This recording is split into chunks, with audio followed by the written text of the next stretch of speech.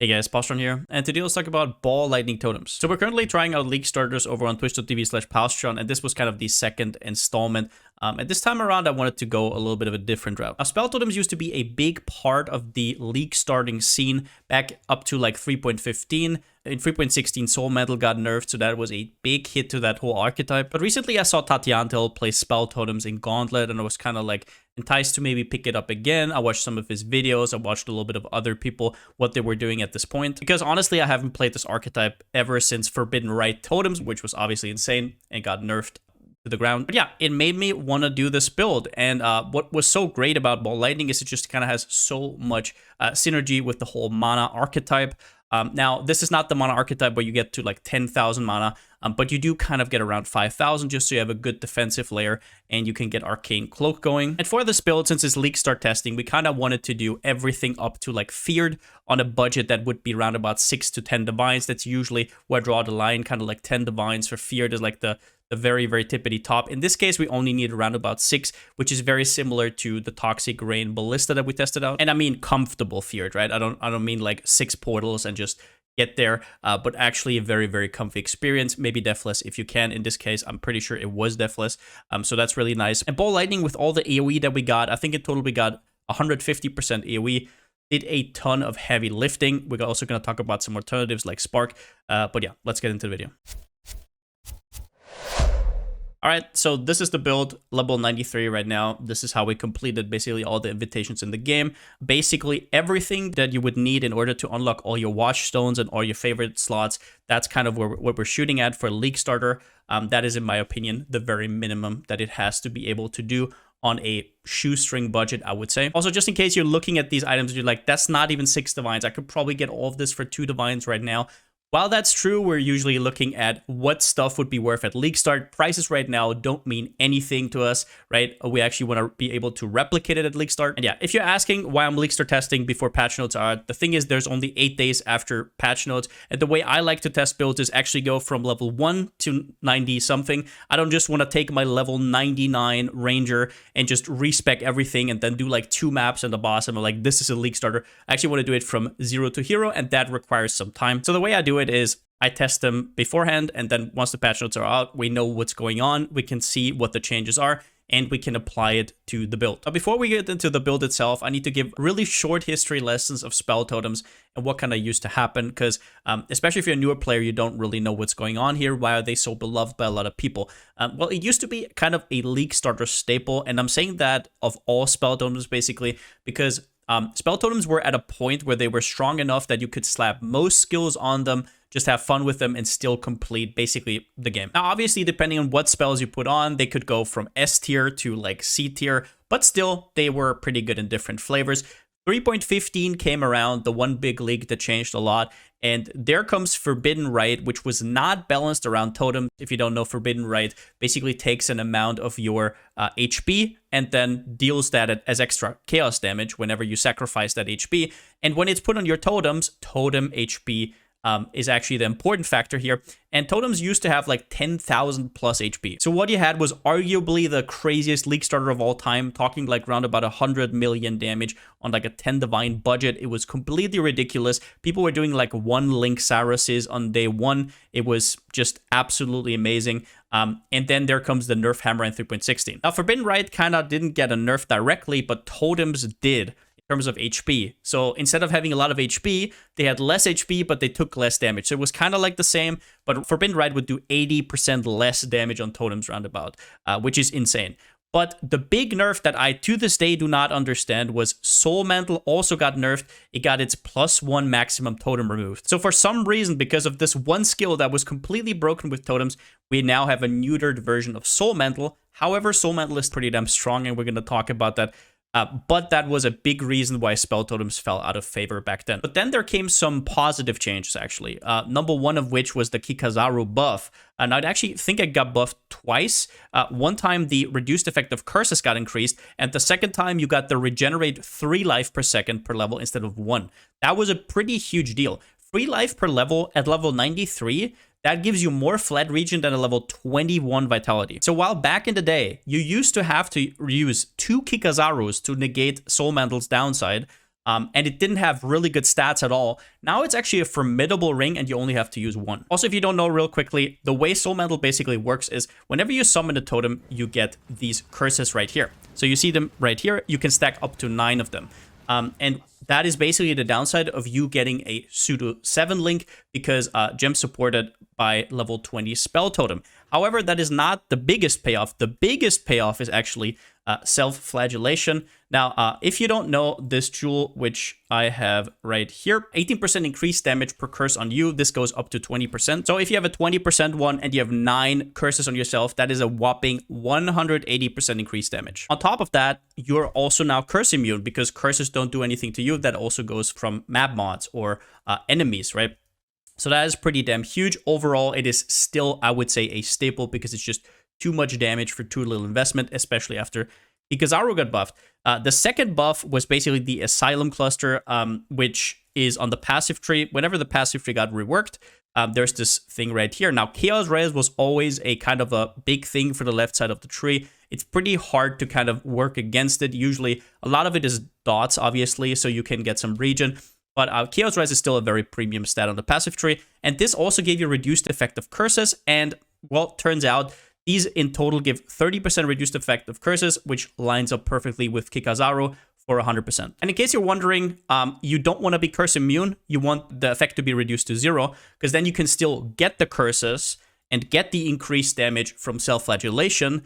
You're not going to lose the curses while still not being affected by them at all. And yeah, so now we're here. So what we're doing is we're semi-mana stacking on this build. What that means is you cannot use Archmage support on a totem. So all you do is you basically stack mana for Arcane Cloak, and then also for defensive purposes via Mind over Matter. And you also get another 10% of mana taken before life with Divine Guidance. And that is another thing that got buffed. Mind over Matter used to be just 30% of damage taken from mana before life, now is 40. So that's also pretty huge. So right now, if an incoming hit would, for example, damage me for 2,000 damage, it would take 1,000 from life and 1,000 from mana. Now, this is incredible for a few reasons. Number one is you can have a ton of EHP. As you can see here, we have 4,000 something life and then 5,000 something mana. We also have Energy Shield on top. The way we get that is from Sanctuary of Thought, 20% of max mana's extra Energy Shield. So in total, we have a ton of EHP. And that's mainly because other than life nodes, we can now also spec mana nodes for defense, right? We can go Righteous Decree, we can go Prodigal Perfection, we can take all of these extra life nodes that also give us extra damage with the Arcane Cloak. Arcane Cloak basically just sucks up a little bit of your mana and then recovers it real quickly because we have a lot of regen. But what it does is it gives you a damage buff, and that is a big damage buff. If we're looking in PoE, we're talking like 34% more damage. Now, this pairs really well with Totems and Hierophant because of Ritual of Awakening. This gives you 1% of life and 0.5% of mana regenerated per totem, and we have a total of 6 totems, so that is a ton of regen that gets applied to both mana and life at the same time. However, we're not using stuff like Indigon, or like I said, we cannot use Archmage support, so you don't want to go with some crazy numbers like 10,000 or something, completely neglect your life. That is not the route I want to take here, especially on a low budget. All you have to do is get a little bit of mana on top of your life rolls on your gear, and you're fine. And next question might be, why Ball Lightning? Now, straight up, it's a good lightning skill. That is basically the gist of it. Spark is incredibly strong. We're using it for a while, and it was really fun. However, I have a feeling that Spark might get nerfed after Gauntlet, after it's been played by so many people for several leagues.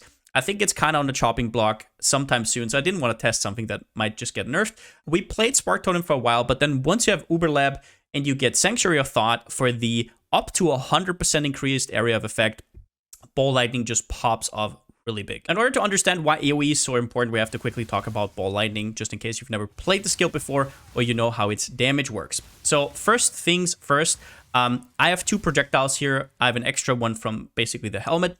And the way it works is they don't shotgun. So only one of the 2 Ball Lightnings can affect an enemy at a time. However, the same AoE can affect the enemy multiple times. So the way Ball Lightning works is every 150 milliseconds, it kind of strikes all the enemies around it. And basically, every 150 milliseconds, it will do that. Which means that the slower you make that Ball Lightning, the longer it's going to fly over an enemy. Which is why something like slower projectiles is so big. If you can think about it, This way, it's still basically ticking at the same rate. However, it's over the enemy for longer, which is also why if you're looking at slower projectiles right here, it gives you a whopping 90% more damage. And that is basically just because area of effect and like reduced projectile speed, or in this case, less projectile speed actually increases its single target damage. The second thing about AoE, I have to explain with paint real quick. So the way it works is obviously it's going to hit more often.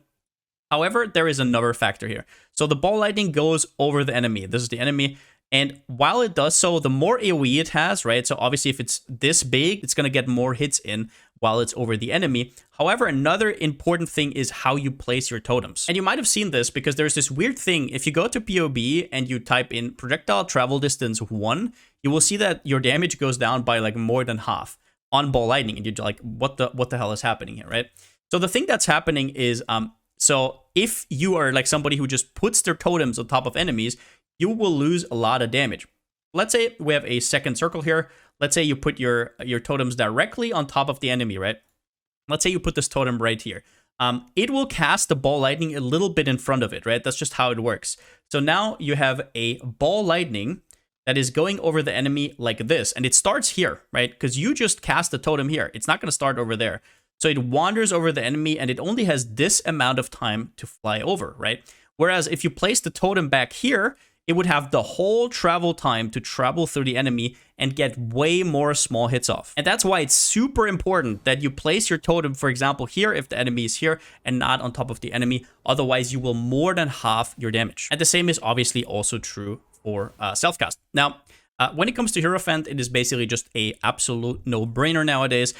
Pursuit of Faith is incredible. You get +1 totem, a lot of placement speed. Placement speed is one of these things that you can't really appreciate until you have it. And then you're like, how did I play before, right? You get Ritual of Awakening, which is basically the superstar here. It gives you 30% more damage, a ton of mana regen, a ton of life regen. And then now here's the thing. If you don't go mana stacking and you go crit, this is where it gets a little bit iffy because Conviction of Power is going to be strong for your crit version, but after that, you don't really have anything to take. Another big thing why we went mana stacking and non-crit in general is Elemental Overload is right here. Sure, a lot of people do that. However, on top of that, for lightning skills, you have a big payoff here. This lightning mastery, basically, lightning damage with non-critical strikes is lucky. So what lucky basically means is it will basically have a damage range. Let's say with ball lightning here, we have 45 to 861, and let's say the first time around it rolls 360, right?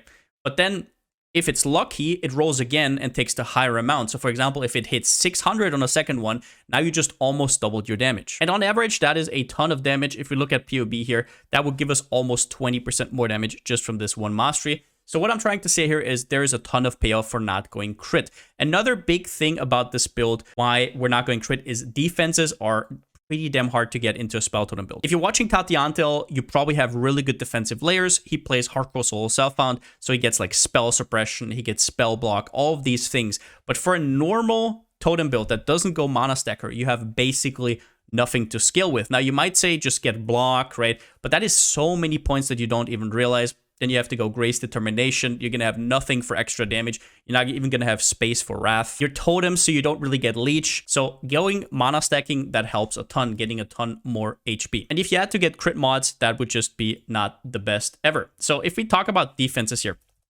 real quickly, the survivability in general, I wanted to make it at least okay. I see a ton of squishy builds out there on softcore, and honestly, the way I like to play totems, that is not really something I can do. I like to be very aggressive so I can have at least good clear speed, and that's just not going to fly. So we have a ton of EHP in general. However, on this build, you're going to have like 10 to 12k HP, right? This looks really good.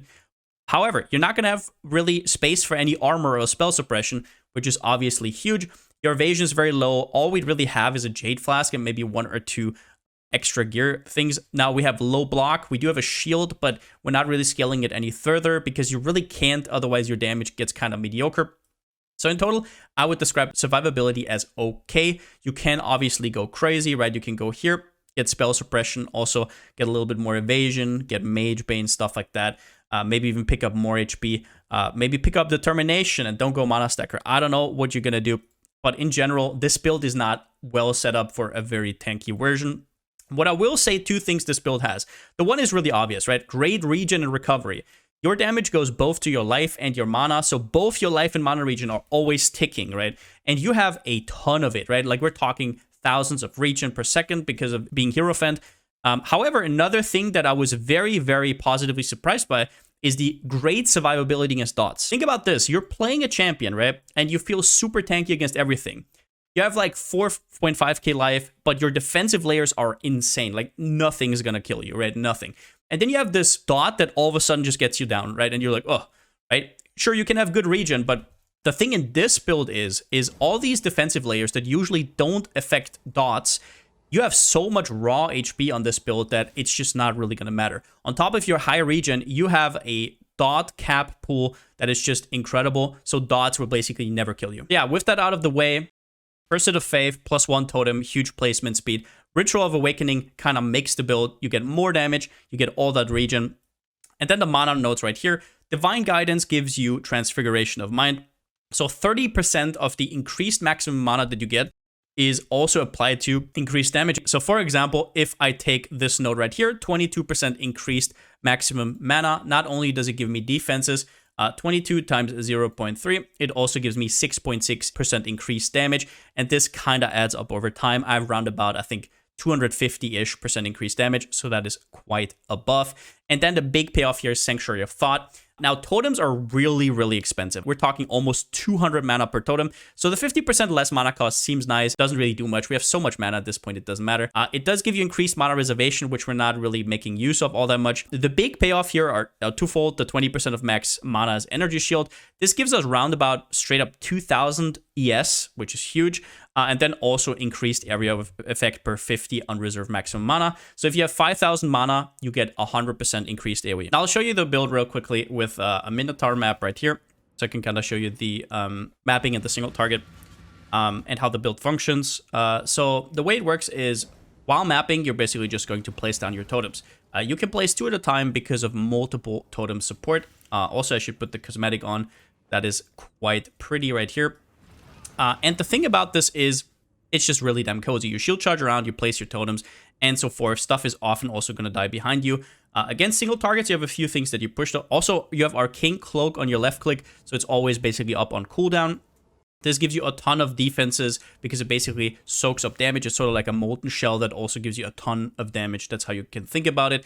Against bosses, you can put down Sigil of Power. Now, how you do it against bosses is basically you put down your Sigil, and the more mana you consume, the more it is basically going to level up. And once it's on full stages, it has this eye in the middle. And when it is on full stages, you actually take 19% less damage while you're in this circle. Also, you get a pretty sizable damage buff. Another thing here is we have Conductivity, basically for single target. Once again, we have our Arcanist brand, which casts our Sniper's Mark, and it also casts our Purifying Flame. That a Virgin 1 applies more damage taken to enemies, and then also it gives us the Culling Strike. As for auras, we have Wrath right here on Eternal Blessing. Now, you can definitely go Divine Blessing if you want to. If you go Divine Blessing, you have to press one more button every 10 or so seconds, which is actually really annoying in my opinion. But you do get to reserve for Vitality and Clarity, which helps a little bit, but I didn't really feel it enough. It is just very nice to always have Wrath up. If you don't know, Eternal Blessing basically makes it so you can reserve one aura for free, but that's it. You can't have any more auras. So let's quickly get into this map. So as I said, you're just going to shield charge around, and you're going to place your totems. As for defenses while mapping, so as you can see here, you're kind of just like waltzing around. I can stay still here for a second, but basically everything dies a little bit behind you, right? Because you can place. Now, one thing you should definitely make use of that is absent for ballistas is you can place totems ahead of you. Your playstyle should be, you should have it on always attack without moving, and then you just place it ahead of you, right? So for example, I can place them here. So you should do that, right? Because once you shield charge into your totems, probably already most things are going to be dead by now, right? So we put it on top. You have your cursor kind of on the outside of your screen, and you just shield charge around. Everything just gets melted. For me personally, I just absolutely love Ball Lightning. It just feels so good, and I don't really know why that is. Don't be distracted. I have a default filter on for reasons. But as you can see here, with this kind of AoE, even without Rain of Splinters, like obviously Rain of Splinters, right? 4 projectiles would be huge, but you don't actually need it. So this is basically just it. Everything at this point just gets absolutely demolished in these maps. And actually remember what's on this map. I think it's reduced curse effect, so we're gonna kind of notice it on bosses. But other than that, yeah, it's just very, very nice to have. Now, I didn't even press Val Haste. With Val Haste, everything gets a little bit faster. Now, in this case, we almost died here. I actually don't know what that was. Okay, should be fine. I think it was like a beast explosion or something. Okay, should be good. Moving on. Yeah, so against bosses, like I said, bosses, I will say this. If you compare it to like a Ballista build, there's definitely a lot more buttons to press. So it is important how you press them, where you place your totems, what you do with your Sigil of Power and stuff like that. You don't want to screw it up. So let's quickly try this here. I don't have a portal scroll. So we place down this. We kind of like pre-throw. We obviously don't want to get hit by that. We put down our thing, and we put down conductivity, and at this point they just do their thing. Now, one thing I want to make clear is that you don't have to stand in this Sigil of Power, right? You don't have to, right? It's obviously nice because you get the extra damage, but it's not like you want to tank everything, right? You do take 20% less damage here, but don't let that stop you from getting one shot just because you're trying to dance in here. Also, a very important thing is your totems don't have to be in the circle. Only you have to be in order to get the damage buff. So that's also nice to know, because totems get your stats. As for items, the biggest thing right here is actually the cosmetics. Celestial Ball Lightning. If you've never used this before, it's just so goddamn fun. So if I put this here real quickly to show you, I mean, this has to be one of the most beautiful MTXs in the game. But jokes aside, real quickly, Soul Mantle here. This is the one thing where I invested kind of the most. The way we made this is basically, Soul Mantle is a super, super common unique. So you can get a +2 quite easily with people just randomly corrupting it, or even you buying them up, right? And after that, you do Tainted Fusings. So this is going to cost around about 2-ish divines on Leaguestart. If you get really unlucky, it can go up to like 3. But in general, this is almost half of our investment. As for the helmet is really important. The additional projectile will absolutely change your mapping behavior. On one projectile, the clear is okay. On 2, it gets quite decent. And obviously, if you had Rain of Splinters, that would be quite a thing. However, we're not using it because right now it's super rare to get at Leaguestart. And a lot of the Ballista builds will also want it.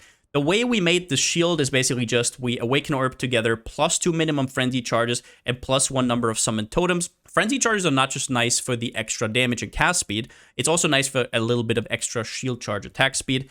Makes it a lot more comfy. We just basically took the first thing we hit. Awaken Orbs are kind of like 30-40C on Leaguestart, so make use of them if you can. For boots, all we want is movement speed. This is not even 30% movement speed. Movement speed, regen life. If we can get some res on top, that's huge. We actually didn't even craft this one. I just noticed. That should definitely be a thing. There should be a mana craft here. Then we have the Stygian Vice. In this case, not really much to say about this. We have reduced floss charges used, a lot of life, a lot of mana. And then for this one right here, we just bought something. Now, the only thing that matters here is the life and mana and a little bit of res. I don't even know if we need the res. We just bought this because it's late in the league. There wasn't that much available.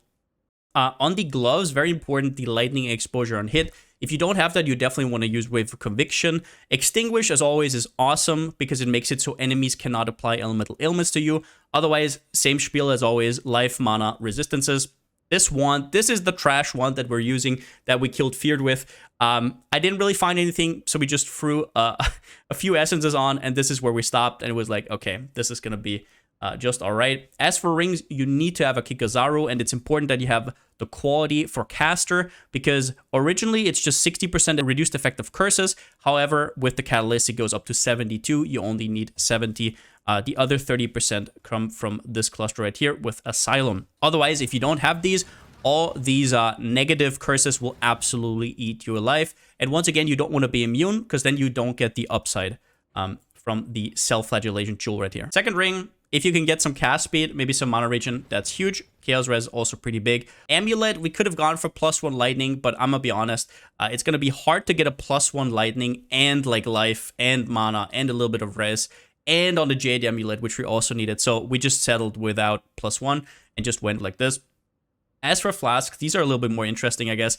I didn't really do much. Like, these are not even good. A quartz flask, you want an evasion roll somewhere because it's actually kind of good to have a Jade Flask just for a little bit of avoidance. Some cast speed. We actually went Amethyst Flask. This is a placeholder for a Taste of Hate. Taste of Hate would be absolutely incredible. However, obviously it wouldn't fit in our budget. some avoid being stunned. I don't know, some movement speed, right? Stuff like that. One important thing against invitations, what you actually want to do is, first up, you want to go Soul of Lava, so you get some recovery. But what you want to do is you want to replace your Quartz Flask and your Jade Flask for a Life and a Mana Flask. Basically, this is just going to give you a lot more outs, because these are not going to be up for that long, and afterwards they're just kind of out. But these are reactive flasks, which are actually going to help you survive. As for gems, the main links are pretty much set in stone. Ball Lightning, multiple totems, slow projectiles, as I said, super important for Ball Lightning. You do not want to go faster proj for clear. Forget about that. Your Ball Lightning will do like 1/10 of the damage if you make that swap. It makes no sense. Trust me. You can try it out if you want to. Lightning Pen is nice. So here's one of the big things about being non-crit is you will lose a lot of your good support gems, right? So now we're at Elemental Focus, which means we lose Shock. Now, since Ball Lightning has very low-hitting attacks, it's not that big of a deal, right? Like, your Shock against the big enemy would be like 7%-ish.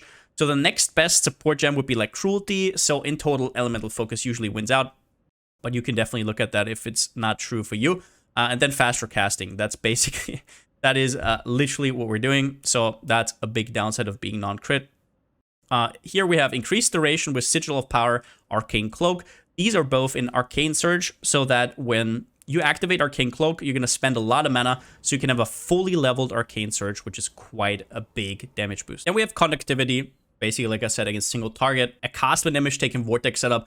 This is just for a little bit of slow. We didn't really know what to do with the gems. This is definitely replaceable if you want to. Shield Charge with faster attacks to get around, and also Flame Dash if you want to get over ledges. Once again, Arcanist Brand, cast our Sniper's Mark. Also cast our Divergent Purifying Flame, which also applies Calling Strike. And then Eternal Blessing is basically giving us a free Wrath if we don't reserve anything else. The Haste doesn't do anything in here. It can go wherever. It doesn't have to be linked.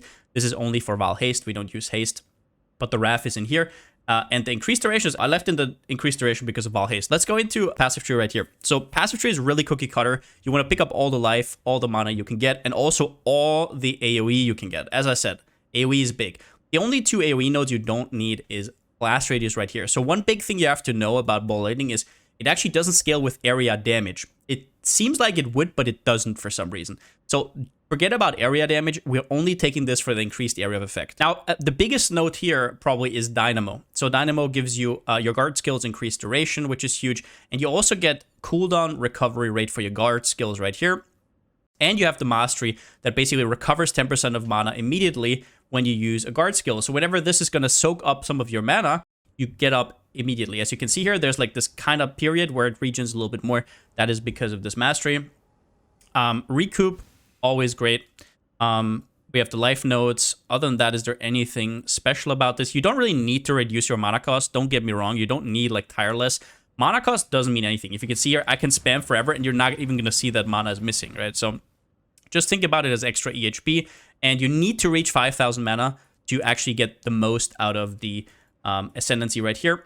It goes up to 100%, so that is where your breakpoint kind of is. Afterwards, it's not that important anymore. You also don't want to go overboard because if you have 4,000 life and you get hit for 10,000, only 4,000 of it is actually going to be taken from mana. So in a sense, it's actually not that important to have. Now, obviously, Ancestral Bond, big one. You have Primal Manifestation right here, this whole spiel.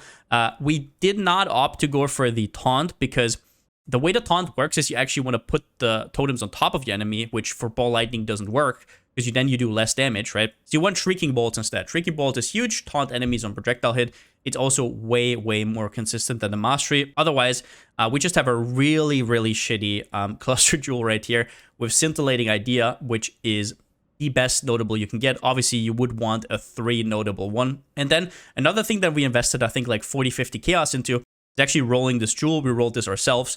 I think it took like 300 alterations. Sleepless Sentries, which gives you Onslaught, absolutely huge. And then Ancestral Reach. The second notable, I mean, you basically take whatever you can get as long as it gives you a little bit of increased damage. The best one would probably be Snaring Spirits, I think it's called, that hinders enemies. The biggest mastery you have to take ASAP is lightning damage with non-critical strikes is lucky. This is straight up like 20% more damage, absolutely huge. You definitely want Prodigal Perfection. This gives you spell damage per 100 mana. In this case, it gives us 40%. And yeah, that's basically the passive tree. As for leveling, I'll put a leveling POB down below. As I said, this is not a full build guide, but I want to provide something so you can kind of level like I did.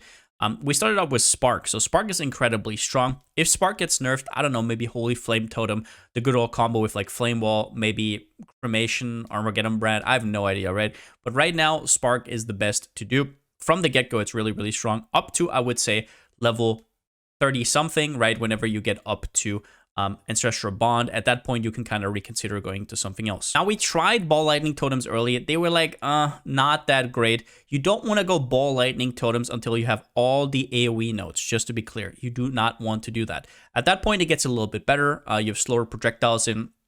That's going to be around about level 40-ish, right? But what we did for leveling is we actually wanted to try out Spark Totems. If I had to do it again, I would have gone Ball Lightning just for the fun of it, right? But at that point, we were still like eyeing the Spark Totem. So Spark Totem, really, really chill to level with, really awesome. The only thing I would maybe change is pick up some duration nodes like Potency of Will a little bit earlier. But in general, it was basically smooth sailing. And we did that right up to like Uber Lab whenever we got our Sanctuary of Thought, which was, I think, level 82 or something. Spark Totems is basically just going to absolutely like rile through the content. It's going to be super, super easy. But once you get the increased AoE, that is where Ball Lightning starts to pop off. But let's quickly talk about how a Ball Lightning tree would look like and maybe a little bit of Spark talk as well. So we start off level 1 right here, right? Spark from level 1 on is fantastic. Over time, you're going to basically go Spark, then immediately Pierce and Onslaught, and that is going to be your 3 link for a while. Once you get a 4 link, you're probably going to go first faster casting, and then once you get to level 31, whatever comes first, or you get to 31 and you pick Lightning Pen, which is going to be really good. And with that, you can basically complete the campaign if you want to. However, I'm going to talk about how you can go Totems with this. Act 2, after having all of these no-brainers, you want to pick Precision pretty early because you're probably going to need the decks. You want to make a beeline to the right to pick Heart and Soul, Arcanist Dominion, and Lightning Walker. This is going to be the end of Act 2. Once again, this is going to be linked down below in the description. Then you rush to Cruel Preparation for the Life and also the Life Mastery, which is going to be insane at this point. You grab all the cast speed you can get, Mental Rapidity, Crackling Speed, and this Lightning Mastery here is going to be just incredible. It's going to give you like 20% more damage, as well as that Elemental Overload. So you're getting a lot of huge multipliers in Act 3. Now, this is where the lines get a little bit blurry. You can immediately go Act 4. You can go up, you can go Ancestral Bond, you can go Primal Manifestation, and you can go Spark Totems if you so choose. Ball Lightning Totems, if you want to go Ball Lightning Totems, I would hold out a little bit longer. If you want to go Ball Lightning Totems, you want to wait until you have all the AoE nodes as well. So all of this AoE here, also the AoE here, for a total of 50% increased. The big problem at this point for Ball Lightning will be you're not going to have Sanctuary of Thought, and that is a huge multiplier to make it smooth. However, if you want to go Ball Lightning, big important thing is you don't want to have any projectile speed. No Karui Ward. Definitely don't. That is going to decrease your damage.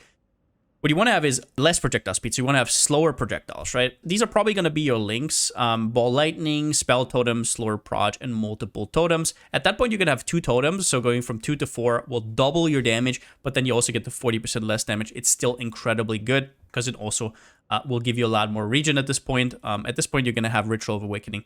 So that's pretty big. Now, if you don't want to go Ball Lightning, what you do instead is you probably go down here, grab Potency of Will. You go here, take Iron Will, path through here, get this duration node. So this would kind of be the place where you have to decide what you want to go for. So if you go Spark Totems, go right here. Act 6. So this is basically where we're going to pick up a little bit. We're just taking Deep Thoughts. Big thing to know is we're not mana stack here yet. So mana cost will be an issue. Like the mana cost on some of these totems is completely ridiculous. You have to understand. So getting that reduced mana cost here, Deep Thoughts, and then also I think in Act 7 already. No, this one's going to be a little bit later, but it is going to be really, really important that you do that. At this point, we kind of respec a little bit, and we also went up to Heart of Thunder. This is basically just a replacement until we have our large cluster jewel. After that, we're going to respec these points. Act 8 is when we're finally going to take Righteous Decree. You can definitely take this one earlier. I'm not sure if it was the right choice to make. And at this point, we're going to be starting to head down here. While leveling, we're going to take Ash, Frost, and Storm, I'm pretty sure, to get some extra res, so our gearing will not be as rough. Get some regen here. We pick Iron Will, which is not that big of a deal. But we're kind of, as you can see, we're kind of setting up for this mana combo right here that we're going to do after campaign. But until the end of campaign, this is basically going to be where we're at, and we're not going to be mana stacking yet, because at this point, we're going to get Divine Guidance, but you're not really going to super mana stack until we're in Sanctuary of Thought. Yeah, after this one, you would start taking mana nodes and kind of transition into the end game tree slowly but surely. You want to get mana rolls on your gear, stuff like that. Now, at the end here, what are my conclusion and my thoughts on this build? So spell totems are alive and well. I will say that. It has cleared everything. It was very, very cozy. Would I call it S tier? No. There's still some glaring issues, mostly with the position on the tree and kind of like the pathing that you have to do. And that is mostly just defensive layers. If you look at the right side of the tree, you can say about it whatever you want, right? This might look really impressive. 4k life, 2k energy shield, 5k mana. Sure, that is a lot of HP, right? But the defensive layers after that are really hard to acquire. And sure, you might say, just get some block, right? Get spell block here. But we're talking, like, what are we talking about? I would probably have to get this, so I would have to path a little bit differently, right? Let's say that's 4 point plus mastery, like this here. I would have to path here. That would be around about 20 points. You, like, passive tree is so important for damage at Leaguestart. You can't just remove 20 points from your tree just to get the same thing that somebody on the right side of the tree gets a lot more easily, right? Spell suppression is so huge. Evasion is just incredible. All these like evasion nodes that you take anyways, the dexterity along the way, right? Reflexes, those are incredible, right? And it's really hard to make up for that. Ballista builds have a lot easier time to get defenses. And that kind of feeds into the problem that non-mana stackers are just really hard to get going. Crit builds in particular. At that point, you don't have the mana to support your defenses. So what's going to happen is, after the third Ascendancy, right, you take Conviction of Power, now you're done. The next points are absolutely atrocious, right? You don't want to take Divine Guidance. You don't want to, like, Arcane Blessing is whatever. It is really hard to just describe that. The crit notes here aren't that premium. Sure, you get Shaman's Dominion, you get Annihilation, you get Arcane Potency, but it's just not that strong, unfortunately. And the problem here, once again, stems from not having good evasion support, spell suppression support. What you have to do almost is just stack armor and Molten Shell, and that is about it. Maybe you even have to go into some spell block, and it's going to cost you a lot of points. If you have to spec into all the crit and then also spell block, it is going to take quite a toll. And gear-wise, it is a lot harder to gear as well. So conversely, that also means that you're kind of forced a little bit into lightning skills, right? Arcane Cloak, Sigil of Power, these all scale lightning-based things. And then lightning also has the huge payoff of having this lightning mastery, which doesn't work for any other damage type. So you're kind of forced into these lightning skills. But then what I will say is the playstyle is pretty damn awesome. The biggest gripe I have with Ballista builds is that you can only place them next to you. With Spell Totems, you can place them very far ahead, which makes for an easy playstyle where you just place ahead, shield charge, and it's not going to have as much of a damage delay as you might think that, for example, a Ballista would have. As a downside, I would also note, I guess, that there's a few button combos that you kind of have to get used to, right? You have to kind of get used to place your stuff correctly. That can get a little bit annoying. Now, one thing I will say about spell totems in general, though, is I don't think they are as bad as you might think. Always look out for new spells and if they could apply better on totems. That was a lesson I definitely learned back with Dark Pact first, which was OP, and then also Forbidden Rite totems. It's just something that you probably should look out for whenever there's a new spell. But with that out of the way, I had a ton of fun with this build. I would say that I'm probably not going to make a full League Starter guide for this. However, if it gets buffed, I'm definitely happy to revisit it. Otherwise, I'm very happy with how this performed. If you like spell totems, I would definitely try this one out. And yeah, also check out Mantle. He's hardcore Soul Sephon, so he makes some different decisions. He goes a lot more tanky, doesn't have Soul Mantle. His damage is going to be a lot less, but he's a lot more sturdy, obviously, because he needs that for hardcore. However, definitely check out his videos. He has a lot of interesting stuff, move more than just Ball Lightning or Spark. He tests out quite a few different spell totems. But yeah, that's all I got. Since I still don't have a slogan, see you next time.